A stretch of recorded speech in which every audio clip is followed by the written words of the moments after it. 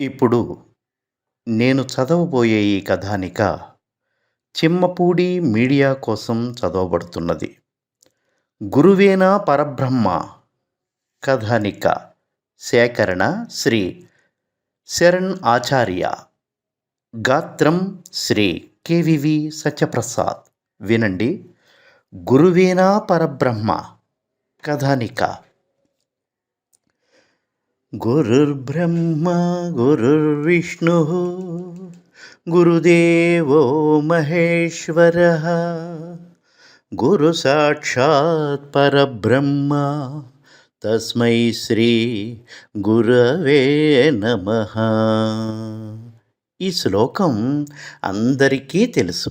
కానీ ఈ శ్లోకం ఎలా పుట్టింది, మొదట ఎవరు పలికారు దీన్ని, ఎందుకు పలికారు అని ఈ శ్లోకం వెనుక ఉన్న విషయం ఏమిటంటే, పూర్వం కౌత్సుడు అనే పేద పిల్లవాణ్ణి విద్యాధరుడు అనే గురువుగారు తన ఆశ్రమానికి పిలిపించుకుని వచ్చి తనకు తెలిసిన అన్ని విద్యలు నేర్పాడు.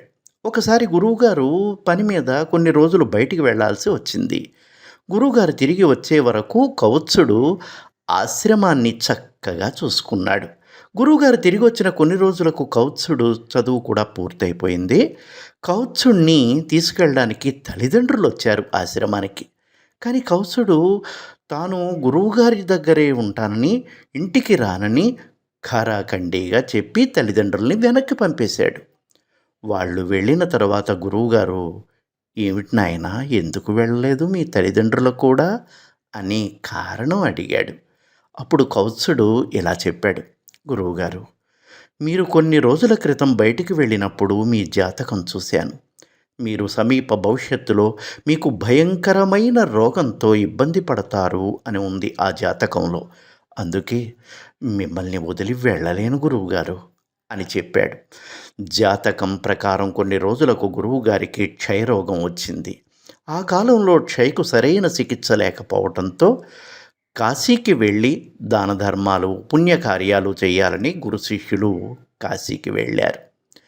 గురువుగారి రోగం చూసి కాశీ ప్రజలు వీళ్ళని అసహించుకున్నారు. కానీ కౌత్సుడు గురువుగారికి సేవలు చేస్తూనే ఉన్నాడు. ఎంతోమంది గురువుగారిని వదిలి వెళ్ళమని సలహా ఇచ్చినప్పటికీ కౌత్సుడు మాత్రం గురువుగారిని అంటిపెట్టుకునే ఉన్నాడు. గురువుగారిని విడిచిపెట్టలేదు. కౌత్సుడు గురుభక్తికి మెచ్చిన త్రిమూర్తులు అతన్ని పరీక్షించాలనుకున్నారు. మొదటగా బ్రహ్మ మారువేషంలో వెళ్ళి గురువుని వదిలేయమని సలహా ఇచ్చాడు. కౌత్సుడు బ్రహ్మ చెప్పిన మాట వినలేదు. రెండవసారి విష్ణువు మారువేషంలో వచ్చి మళ్ళీ గురువును విడిచిపెట్టమని సలహా ఇచ్చాడు. కౌత్సుడు విష్ణువు మాట కూడా వినలేదు. మూడవసారి చివరకు పరమేశ్వరుడు వచ్చిన కౌత్సుడు పరమేశ్వరుడి మాట కూడా వినలేదు. మెచ్చిన పరమేశ్వరుడు ఏదైనా సహాయం కావాలా అని అడిగాడు. మరెవరూ గురువుని పెట్టేయాలని నాకు సలహా ఇవ్వడానికి రాకుండా నాకు కాపలాగా, నా గురువుగారికి కాపలాగా ఉండమన్నాడు కౌత్సుడు. అతని గురుభక్తికి మెచ్చిన త్రిమూర్తులు ప్రత్యక్షమయ్యారు. కౌత్సుడికి మోక్షం ఇస్తాం అన్నారు ముగ్గురు కూడా. అప్పుడు కౌత్సుడు వారితో, "నాకు మీ గురించి తెలుసు మహానుభావ. ఈరోజు మీరు ప్రత్యక్షం కావడానికి కారణమైన నా గురువే నాకు బ్రహ్మ, నా గురువే నాకు విష్ణువు, నా గురువే నాకు పరమేశ్వరుడు సర్వం. మీరు సాక్షాత్కారం అవడానికి కారణం కూడా నా గురువే కదా.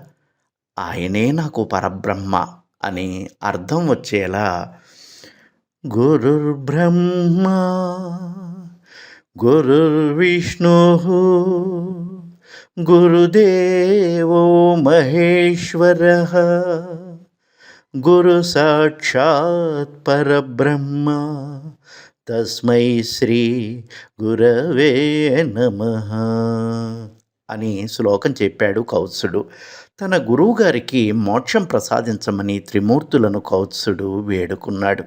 గురుభక్తికి మెచ్చిన త్రిమూర్తులు గురువుగారికి మోక్షం ప్రసాదించారు. ఆనందంతో కౌత్సుడు తల్లిదండ్రుల వద్దకు వెళ్ళిపోయాడు. ఇది ఈ శ్లోకం వెనక ఉన్న విషయం.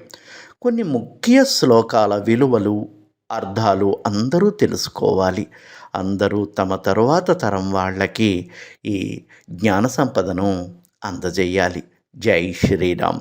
సర్వే జనా సుఖినో భవంతు. మీరింతవరకు ఈ చిమ్మపూడి మీడియాలో గురువేనా పరబ్రహ్మ అనే కథానికి విన్నారు. సేకరణ శ్రీ శరణ్ ఆచార్య, గాత్రం శ్రీ కేవివి సత్యప్రసాద్.